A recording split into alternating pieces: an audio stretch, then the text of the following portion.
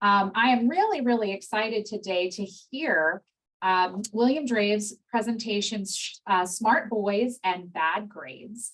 I've had the privilege of interviewing him before, and he is the president of Learning Resources Network, or LEARN. He's an educator, author, futurist, and president of LEARN Network, as I said. It's the largest continuing education association in the world, serving more than 1,000 colleges, universities, schools, and other education organizations.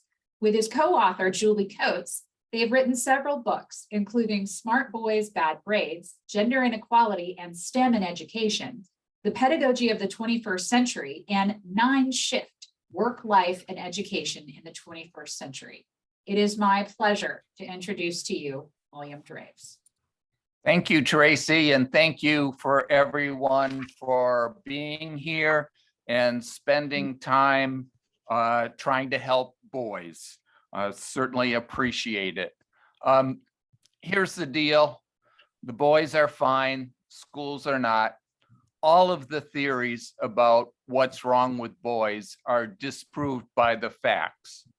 And there's historical precedent to this as well. 100 years ago, exactly, the boys were all bad, and no, that wasn't the situation.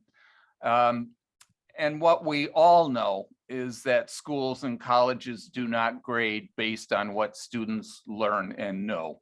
I will argue that schools and colleges do a good job teaching, but they flunk according to the data on grading. And that's the whole problem with boys. It's the only problem with boys.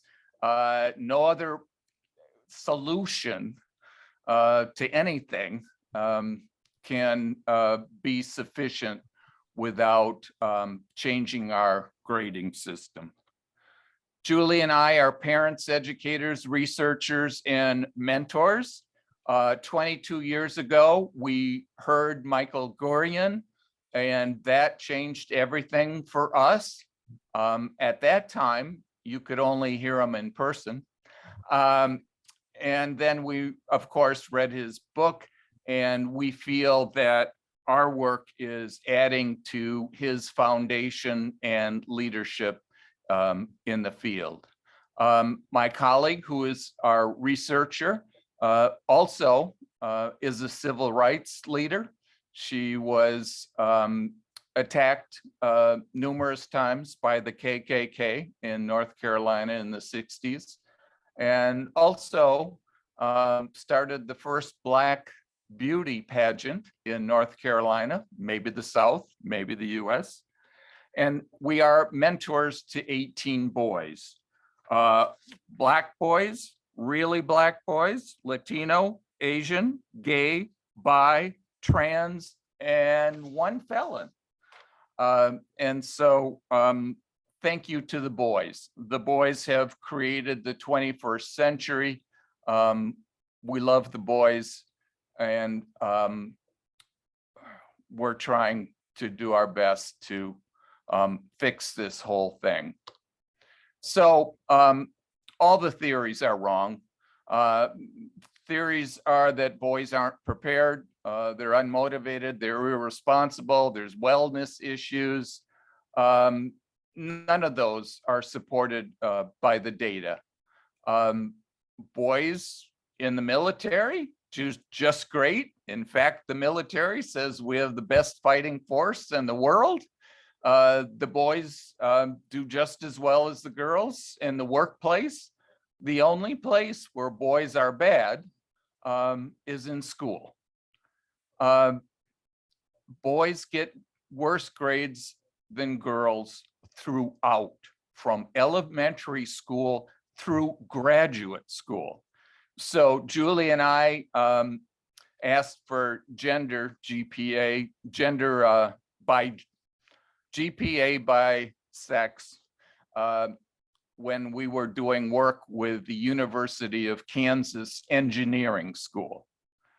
And it's hard to say that male graduates in engineering at a major university are unprepared, unmotivated, irresponsible. How do they get through 4 years of university being any of those things?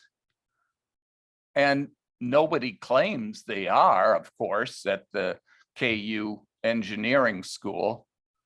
But yet, even though they go into the workforce, are all hired, all make 6 figures or more, they receive worse grades than female engineering students at KU. This is widespread. It's every school district in America. It's every college in America. So what we know, of course, is that boys get worse grades than girls. The Department of Education has a study on that. OECD says we're the worst in the advanced countries for bias against boys. Educational Testing Service, and there is no school district that we've been able to find where boys are given grades with girls. We have found that every school district that we contact refuses to provide cumulative GPA. And boys learn as much as girls. They test at the same level at every level. They even have exit tests from college where the boys test equally with the girls. So this is the only problem. This is the only problem, and no other solution is going to work until we grade boys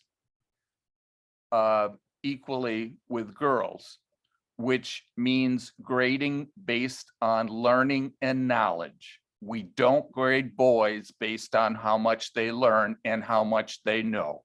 We base it on their behavior. And all the behavior is female oriented, and all the behavior has absolutely nothing to do with the workplace. Let's look at further. Educational Testing Service, Nancy Cole was president of ETS when she and Warren Willingham wrote this classic where they compared grades with test scores. And what they found was that teachers only give grades appropriate to their level of knowledge 47% of the time for females and only 44% for males. That's F, that's flunking. They give 33% of females grades that are higher than their test scores would suggest, and just 20% of males. Here's the real problem. I mean, if you want to give girls A's just for sitting in the front row and showing up on time, you know, all right. But here's the problem. Here's the problem. 36% of males are given significantly worse grades than what they know and what they prove they know with their test scores. When you get brilliant, So I was taking my son to school and he said, "See that kid walking?" I said, "Yeah, he's brilliant and he's flunking." 2 weeks later, I said, "Willie, what was the name of that kid who's brilliant and flunking?" And he said, "I don't know. I could have said that about any number of kids." And so the higher the test scores, like brilliant, the more, and the worse the grades, that is almost entirely males. Students are graded on totally irrelevant behavior. The behavior is female gender, as I mentioned. Maybe the three largest ones are turning work in late, not showing up, and doing less work. Now, all of these are biologically skewed towards males. And males do 30% less work than females. That's just what they do. And I asked my colleague, Julie, do females have to study 30% more to learn as much, or do they just do it for the grade? They just do it for the grade, Julie said. These are real examples. This is a college professor who on his website said, no late work, I have a gun. Yeah, what a motivator. He's now a dean, and that awful, scary woman is on the website of the Charlotte, North Carolina Public Schools. When we look at Black boys, this information is from California, and it is comparing Black boys with Black girls, Latino boys with Latino girls, white boys to white boys, on what percent are qualified or meet the university requirements. And as you can see, the boys are, Black boys, 13.5% fewer Black boys meet the requirements than Black girls, 13.1% of Latino boys fewer than girls, and 10.7. What I would argue from this data is that the main reason Black boys and Latino boys are not getting into college does not have anything to do with their ethnicity. And yes, I recognize that Black boys have specific issues and Latino boys have specific issues. But if you magically made them white, the vast majority of them still wouldn't get into college. What we need to do is enact gender neutral grading. 2.2 million smart boys are left out of higher education every year.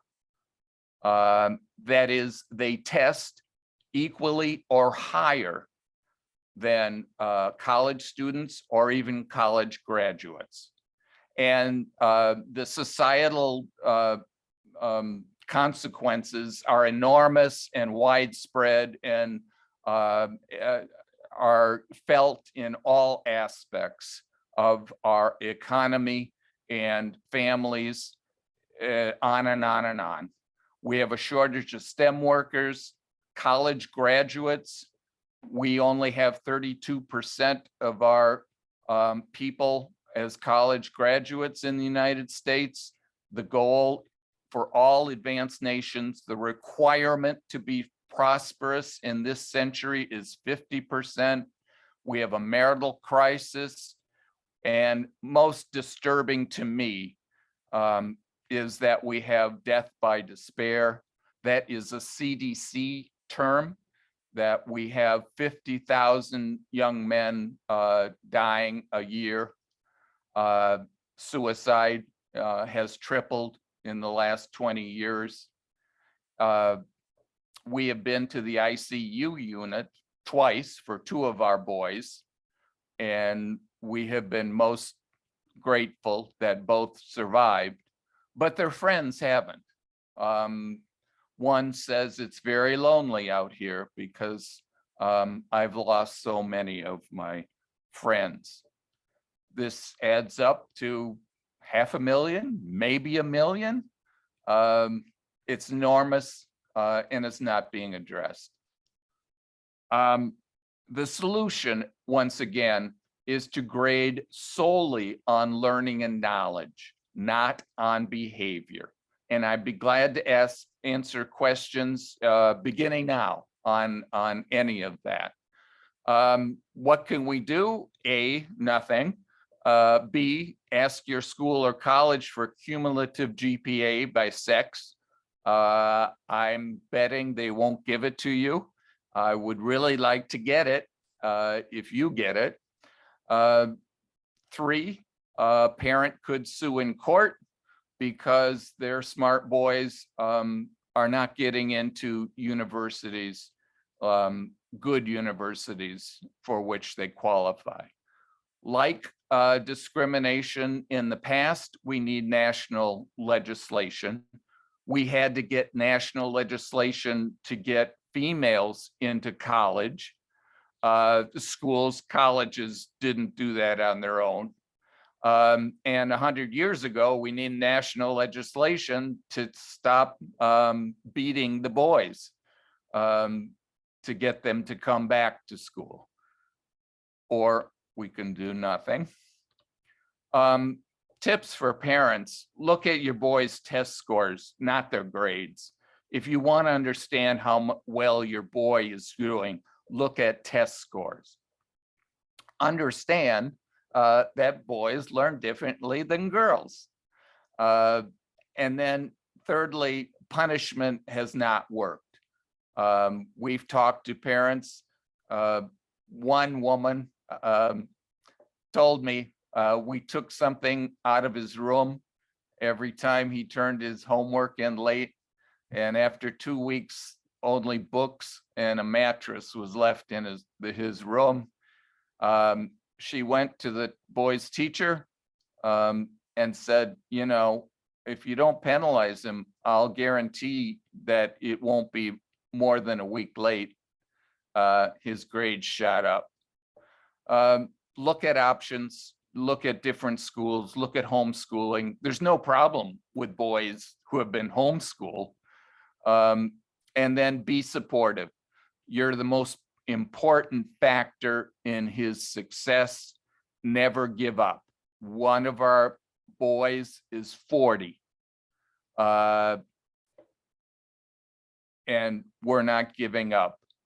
He was a meth addict, alcoholic, homeless, rode freight trains for 15 years, wound up in New Orleans cleaning dishes, and so many of his friends died. He decided he wanted to live, and he went sober. We didn't do that. He went sober, but he wanted to go to college, and there was no one to help him. Not a college, not a teacher, not a counselor. There was only Julie. Julie got him into community college. He is getting straight A's. He is in the junior college, community college, honor society. And in June, he said, Julie, why is Drexel texting me?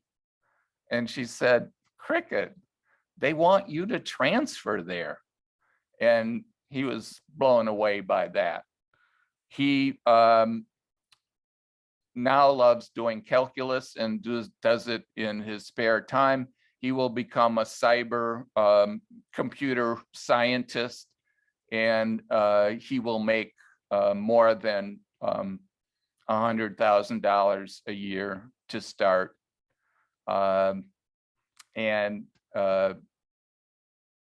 Yeah, but I'm going to chime in real quick with a couple of questions. You know, we went a few minutes ago about, you know, looking at boys' test scores instead of their grades. And I'm interested, you know, Jennifer Fink chimed in, and I was actually thinking the same thing. We hear a lot about standardized test scores and, you know, some of the different biases that may be inherent to how they're designed or how they're administered. Are they really a reliable measure of boys' intelligence or their potential? Like, what is your experience with that? Yes, they are. They used to be, Julie says, skewed towards boys, but over the last 20 years, they have become gender neutral, and females at all levels score equally with males, which is why schools don't have a problem sharing their test scores of their students. But if you're suggesting that all the medical exams and all the doctors are unqualified because they had to take an exam to become a doctor, and all the attorneys out there are not qualified because they had to take a bar exam, all the certificates being issued are illegitimate because all the certifications, et cetera. No, there is a movement to diss tests, but that is a cover up, because the only other thing that we have are teacher impressions. And they are, as you saw the data, just simply asking a teacher for his or her opinion is more likely to be incorrect. Now, if you're suggesting that males are not as smart as females, I would suggest there's no data on that. If you're asking, well, why does Indeed, when you recruit someone into the employment, why do they have all these tests if they're all irrelevant or not measuring intelligence? Now, on GPA, we do know that it's wrong. 85% of employers do not believe the GPA of a job applicant. When it comes to Google, Google doesn't even consider GPA. They know it is so bad that if they hired only on the basis of GPA, they'd be out of business. They know it. And so, yeah, test Certainly makes me scores. feel better about my college years. Yeah, Well, and let's move on to the next topic, because I definitely think we could talk about the GPA system. I mean, all day. There's so many different aspects of this, and I know we're starting to get closer on the end of the session, so I want to make sure everybody has time to enter in their questions for things. So we just actually got a new question from Mark Sherman asking, okay, so if Google doesn't do GPA, if they don't do things like that, well, what do they do in terms of whom they hire? tests. Aptitude tests for the skill set for the actual job? Sure. I've seen that a lot too in management strategy, is almost practice projects for the job in question, so that someone actually has to do the job in a small, usually, hopefully small, not getting free labor kind of methodology. You So don't want your pilots to take tests? You want them to do an essay exam?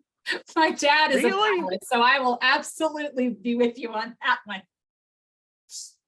Well, what with the boys, with the tests, where are the schools going with all this? Because I know for, a lot of the culture right now, the future is female, girls in STEM, girls who code. Like, there's a lot of programs out there to support those kind of academic pursuits for girls. What can we do to encourage the school districts to really see? Like, I know for us, I just did some research in our school districts for, I'm in the Virginia 6th district for Congress. And I did 6 years of data in our school's Department of Education website to demonstrate to our congressmen that boys were lagging. Sometimes it was as high in high school dropout rates of girls were 0.5 and boys were 17.5 was the disparity. And I remember when I told him, he said, whose district is that? He had no idea it was his own district. So what can we do to start bringing this to the forefront to see it trickle down into schools? That's very difficult because we've tried. Senator Tammy Baldwin is head of Senate Education Committee. She's from my state. I've been in touch with her administrator, top staff person, until he no longer answers. So there is resistance at all levels, both Democrats and Republicans. But schools and colleges will not change based on history unless we make them. They didn't want to change from boys to admitting women. They kicked out women who are pregnant. Even with their husbands, they were pregnant, but they got kicked out of college. Julie's mother. No, I mean, we should be writing letters. We should be raising hell. But it's going to be either the courts or national legislation. The foxes are not going to solve the problem of chickens disappearing. They're just not. What do the schools believe? Let's move on to your next slide. What do they think that they are doing? They're in the last century. I mean, sure, they're based on the factory model and they look like factories, and they are preparing children for going into the factory. And the factory is not here anymore. There's no employment for a factory worker. Why you would want your daughter to work on the assembly line, I don't know, but they did 50 years ago. And so when teachers say we're teaching responsibility, of course not. They say that when they're a sixth grade teacher and you look at their grades for the seventh graders after they've been through their class, no, they don't change. You look at graduate students, no, they don't change. So there's no responsibility. And when you get high school, responsibility is learned by age 8.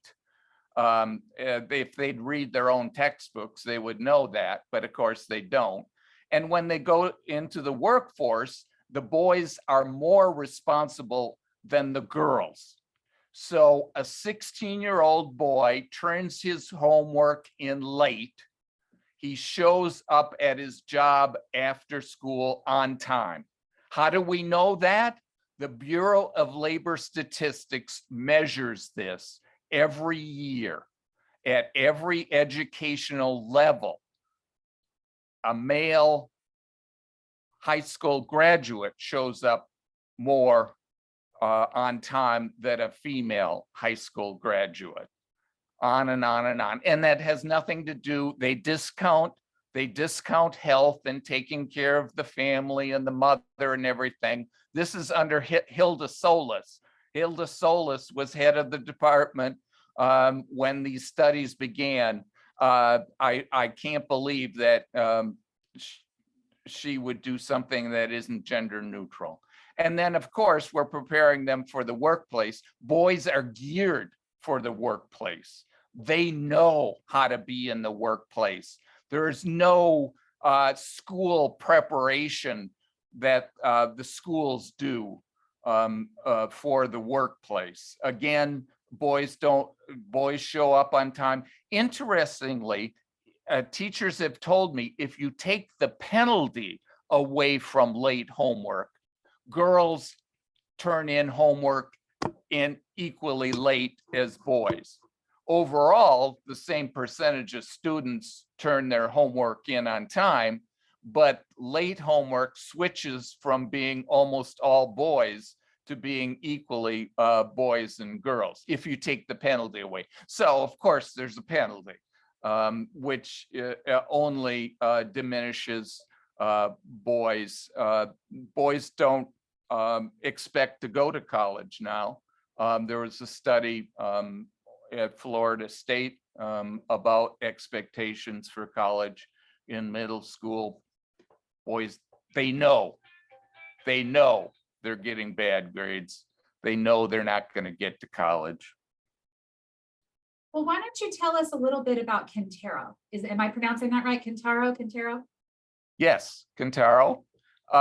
Kintaro is Japanese, grew up in Japan. He wanted to come to the United States, and his dream was to graduate from university here and presumably work here. And he was one of 10,000 Japanese kids accepted in American Field Service out of 100,000 who applied. He was 1 out of 1,000. He's brilliant. He knows 2 languages. He's really smart. In our high school, we put him up for 6 months so he could go to high school. He was so smart that the math teacher asked him to teach math. What was his GPA at River Falls, Wisconsin High School? 2.0. He knew that no university here would accept him. So what did he do? He moved to England, immediately got into university, graduated from the university, now is living in Europe. Our loss. America, you lost an incredible kid. Tristan, I mentored Tristan. Tristan had problems in school, this and that, whatever. I started mentoring him, and I remember he did his homework. He did 10 problems, turned it in. He got all 10 correct. What was his grade? Yes, F. The only kid who gets every math problem correct gets an F. And we do this with African-American boys all the time. And we need African-American boys. They're the least represented in higher ed. And we take an A student and turn them into an F student. Tristan graduated in the bottom 1% of his high school class. Tristan went into the military, unlike his brother, who was equally intelligent. He went into the military. He went to Afghanistan. He survived Afghanistan, unlike many of them, mentally and physically. And the military says, you can go to college on us. So he went to the local technical college, made it through, transferred to the university, made it through, graduated with a dual major, engineering and French, from a kid who graduated in the bottom 1% of his high school class. So what can we do to help boys who don't get good grades in school for whatever the reason? How can we help our sons thrive if maybe the current education system won't bend to meet them and they're unable to perform under those standards, but we know that they have those potentials for greatness, and a future ahead? You talk to your teacher, you assume she or he has his best interest in mind. But if they don't, then you find out if you can get another teacher. You try to find an ally in school. And if you can't, then you look around and find out if you can get into another school. Our son at River Falls High School, a public high school, was not getting a fair shake. And so we took him to a private school, one of the top 200 private high schools in the nation. A lot of rich kids go there. And yeah, he got in, he graduated, he did well. The story doesn't end there, because he got into a university who didn't want him there. The faculty told him point blank, some people don't belong in college. And what she meant was, I don't want you here. So it doesn't stop. Our other son got into college and took a final exam. The professor said, Jason, you're the only one in 25 years to get all 200 questions on the exam correct. I'm giving you a C. You missed 2 classes. That's what we do. That's what we do with Albert Einstein. That's what we do with Bill Gates. That's why what we do with Steve Jobs. And fortunately, Bill Gates and Steve Jobs got into their fields before you needed a college degree. But here's a question to ask faculty. They get it wrong every time. You say, why did Bill Gates and Steve Jobs go into computer science and not biology, not engineering, not chemistry, not physics? They have no idea. The answer, you need a college degree. That is just too much. You know, there's a lot of experience with that. I think most of us know somebody that has that life history. And I know I certainly know quite a few men with that experience. A quick side question. Are you in Wisconsin? Jennifer Fink, one of our other presenters, is about an hour north of Milwaukee. And she just kept hearing River Falls. And so we were just curious if that's where you guys are located. Yeah, about 6 hours north of Milwaukee. Small world, small world. Looks like there's good thinking over there. Well, Minneapolis. oh, and Caroline, I see your question. What was the answer that they didn't go into those other fields? It's because those other fields required a college degree and they did not have one. So with all of this, you know, how can we really nurture our boys' brilliance within the community? I mean, if education is hesitant and resistant to changing its structure in order to recognize boys where they are, if the workforce is not necessarily going to change its requirements, you know, just to meet boys, if we've got all these different things kind of adding up against them, how as a community can we kind of take it in our own hands and say, all right, let's start looking for ways we can embrace that? Well, if it's a community, you should take your high school and file a lawsuit and force them to grade on learning and knowledge. I mean, there's one small program out there, I believe it's Google, that does IT certifications. And all the ads are boys.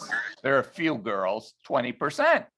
But you know, there's that small program, but that still leaves millions of boys behind. And college is worth it. From every perspective, college graduates are mentally healthier, live longer, make $1 million more a year, and are marital qualified to marry women of, you know, equal ability. The other thing is that Enrico Moretti in his book proved that communities with a higher percentage of college graduates also have high school graduates who make more and have healthier lifestyles. So I understand 50% of our children need to graduate from college. That means, yeah, there is another 50% that don't want to or can't do 4-year college, and that's fine. But if we don't get more of our boys college degrees, they can't create the economic prosperity we need. Truck drivers and welders do not create engineers. Engineers create truck driving and welding jobs. College graduates create 4 additional jobs for the community. And there's no way to get to 50% of college graduates without including the boys, unless all the bottom 50% of females. Why do we want to take females from the bottom 50%? I don't advocate fewer girls in education. I just advocate more boys. We don't need to restrict any female who wants to go to university. We just need our boys to have an equal opportunity. And I think that's under an the important law. point. Right. I think that's a very important point that I think a lot of us here appreciate, that it's it's not an anti-woman or anti-girl position to say that boys need some supplemental help right now to get back to where they were previously in terms of enrollment and, education. So our schools Yeah, of I education- would, they don't need supplemental help. They need to be graded on what they learn. And Fair. they're not given a fair shake. Under Title IX, our educational system is illegal on what they do to half of our children. And parents, more than half of parents have a boy. You're taxpayers, you're getting screwed. You're paying for it and you're not getting what you pay for. Fair. Well, are schools of education contributing to this problem? I mean, is there a way that they could make part of their curriculum ways in which they can meet boys where they are? Could schools of education kind of take this head on? No, not without legislation. They could be forced, but 100 years ago, every teacher beat their children and they didn't stop. Only when legislation and they were forced to stop. There's no school of education who's just going to voluntarily do gender equity. I'm sorry. We talk with them. We teach them. There is a history to that, which we don't have time to get into about, but I will say that the second wave feminists led by Betty Friedan were not anti-male. If Betty Friedan ruled education today, this would never happen. All right. Well, I have another question. Representative Dye from the 9th District is actually joining us today, and we are very, very pleased to have her here. She is from the 9th District in Washington. And she asked a question. We had a bill that creates a mastery-based learning model. Are you aware of any successful school systems that have this educational model implemented, and how has it worked? There's a small movement towards grading solely on learning and knowledge. Our organization gave the Denton, Texas Public Schools an international award for moving away from behavior. And Arlington schools, there was a movement last year, but you have to realize that parents of girls don't want to change. So there is huge resistance. There's